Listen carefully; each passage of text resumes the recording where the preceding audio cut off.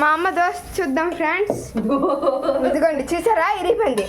నేను వేసిన దోశ ఎరక్కుండానే దోశ కాదు అన్నీ నేర్చుకో అని అంటది. బాగా ఎక్కువ చేస్తాను, అట్లా కట్టుకుని దొరక పెట్టేస్తుంది. నేను పారిపోయి నెట్ ఫోన్ పడేసి. అర్థమైందా? ఇరిగిపోయింది దోశ.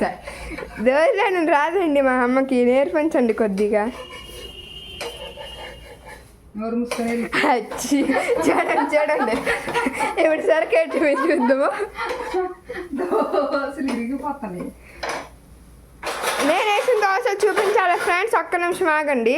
అమ్మ ఒకసారి సైడ్ లెగ్. నేను వేసిన దోశ చూపిస్తా. ఇది నేను వేసింది కాదు ఫ్రెండ్స్, మా అమ్మ దాని కిందది నాది ఉంది, మంచిగా వేసాను. అమ్మ వెళ్ళి అబద్ధం ఆడుతుందండి. ఇదిగోండి, ఇది నా దోశ, ఇది నా దోశ, ఇది మా అమ్మ దోశ. చూసారా, నన్ను చూసి నేర్చుకో. అలాగే లేదా మీ యూట్యూబ్ ఫ్రెండ్స్ కొడుకు. ఇదిగోండి దోశ వేయడం కూడా మా అమ్మకి రాదు, కింద కూడా పడేసింది.